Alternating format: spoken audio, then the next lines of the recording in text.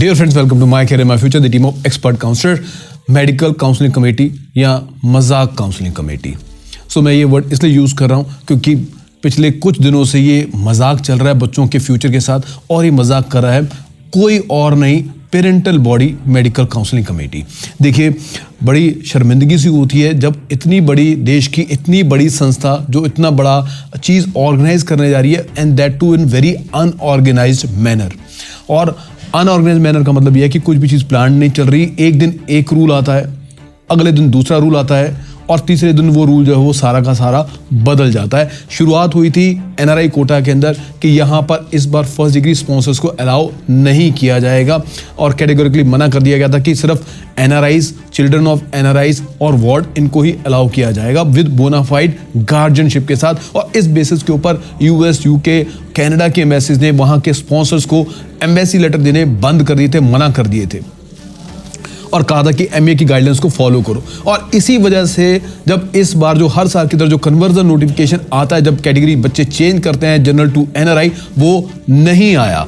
उसके बाद जब पेरेंट्स, मैं इवेंट्स को सिलसिलेवार आपसे शेयर कर रहा हूँ, फिर जब पेरेंट्स ने प्रेशर डाला, एनआरआईज खास तौर से वो एनआरआई पेरेंट जिन्होंने उस टाइम नीट का फॉर्म भरते हुए जनरल कैटेगरी डाली थी और एनआरआई नहीं डाला था, उन्होंने जब ये चीज़ को उठाया तो फिर एक नोटिफिकेशन पहला आया कि ये जो बच्चे जिन्होंने मिस कर दिया, जो एनआरआईज हैं या चिल्ड्रन ऑफ एनआरआईज हैं, सो ये जो हैं अपना एक ईमेल डालें, ये साथ में डॉक्यूमेंट्स लगाएं। और फिर उसके बाद क्या हुआ, बच्चों ने सबने ईमेल किया। फिर उसके बाद 2 तारीख को एक और नोटिफिकेशन निकलता है, उन बच्चों की लिस्ट निकलती है जिन्होंने अप्लाई किया था। उसमें से ताज्जुब की बात है, वो जो लिस्ट थी 188 की, बहुत सारे बच्चे जो जेन्युइन एनआरआईज हैं, जिनके पेरेंट एनआरआईज थे, उनके नाम वहां पर मिस थे। They all contacted MCC. So MCC ने बोला कि वहां पर जवाब यह है कि आप दोबारा या तो मेल फॉरवर्ड करें या दोबारा फ्रेश ईमेल रखें। अब जो 2 तारीख को मेल आई या नोटिफिकेशन आया, उस 2 तारीख के नोटिफिकेशन में आया बोनाफाइड गार्जियनशिप वाले बच्चे, वो बच्चे जो स्पॉन्सर्स बोनाफाइड गार्जियनशिप में आ रहे थे, कि आपको ये डॉक्यूमेंट मेल करने हैं। अब वो जब मेल कर दिए, 7 अगस्त को सुबह 8 बजे तक का टाइम दिया गया लॉक इन का। रात को 6 अगस्त की रात के 9 बजे एक नया नोटिफिकेशन आता है जिसमें सारी पुरानी चीज़ें बदल जाती हैं, जिसमें कहा जाता है कि कैटेगरी 1 के अंदर अब जो नंबर 1 इसमें नया चेंज किया कि स्पॉन्सर्स को भी फर्स्ट डिग्री अलाउ करेंगे, एट द सेम टाइम जो है वो सेकंड डिग्री वालों को भी अलाउ कर देंगे। ओह, बहुत अच्छी बात है, चलिए किया आपने, बहुत अच्छी बात है, आपने अलाउ किया। और यहाँ पर आपने ये लिखा कि कैटेगरी 1 के अंदर रखेंगे एनआरआईज, चिल्ड्रन ऑफ एनआरआईज, इनको हम कैटेगरी 1 में रखेंगे, पहली प्रायोरिटी अलॉटमेंट में इनको दी जाएगी ना। बहुत बड़ा क्वेश्चन ये आता है, जब आपने चॉइसेस की ऑप्शंस ओपन की तो क्या वहां पर ये आ रहा है कहीं पर भी कि क्या आप एनआरआई की कैटेगरी 1 में फॉल करते हैं या एनआरआई की कैटेगरी 2 में फॉल करते हैं। जब इस तरह की कोई प्रायोरिटी वहां पर चॉइस फिलिंग के टाइम पर नहीं आ रही, तो अलॉटमेंट जब हो जाएगी तो फिर उसके बाद उनको कैसे उनको डिफरेंशिएट किया जाएगा। क्या इसका जवाब मजाक काउंसलिंग कमेटी के पास है?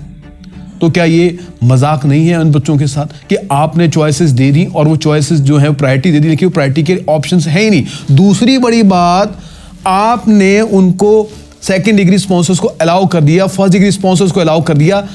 क्या आपने उन बच्चों को टाइम दिया?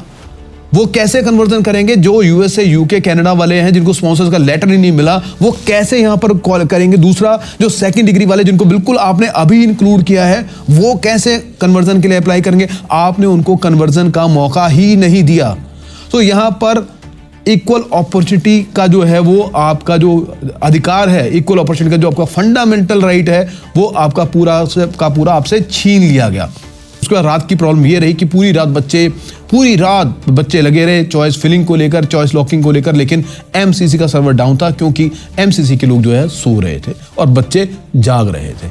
लेकिन सुबह 8 बजे का टाइम निकलने के बाद जब एमसीसी के लोग उठे, उन्होंने ये नोटिफिकेशन बड़ा प्यार से निकाल दिया, बच्चों की रात काली हुई, और एक नोटिफिकेशन निकाल दिया गया कि जो ये अब जो चॉइस फिलिंग जो है और चॉइस लॉकिंग जो है 7 अगस्त को 1:30 बजे तक जो है बच्चे जो हैं कर पाएंगे, और चॉइस लॉकिंग भी 1:30 बजे तक कर पाएंगे। राइट, यहाँ पर जो बड़े क्वेश्चंस उठ रहे हैं, बड़े क्वेश्चन का जो सवाल है वो ये, अभी जो कल रात को जो बच्चों की 350 बच्चों की जो, अब ये नहीं पता कि स्पॉन्सर्स की लिस्ट है या इसमें एनआरआईज भी इसमें इंक्लूड है, ऐसी कोई क्लियरली इसमें क्लैरिटी इसमें नहीं है। दूसरी बड़ी बात, एक बच्चे का नाम 2-2, 3-3 बार आ रहा है, कई बच्चों का नाम।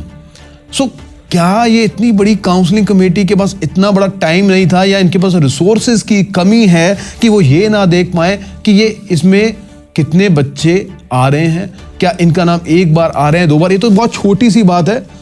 ये तो कहीं किसी छोटी सी ऑर्गेनाइजेशन के अंदर भी अगर 2 लोग भी काम करते होंगे, वो भी जब किसी चीज़ की लिस्ट बनाते हैं तो वो देख के बनाते हैं कि यहाँ पर कोई डुप्लीकेसी तो नहीं है, कोई रिपीटिशन तो नहीं है। तो क्या हम देश की इतनी बड़ी ऑर्गेनाइजेशन से हम ये एक्सपेक्ट नहीं कर सकते कि एक लिस्ट जो बाहर पब्लिक डोमेन में, जिसको लाखों बच्चे, लाखों parents not only in India, बाहर बैठ के भी दूसरे देशों में भी इस चीज़ को देख रहे हैं, कितनी हमारी बेइज्जती की बात है।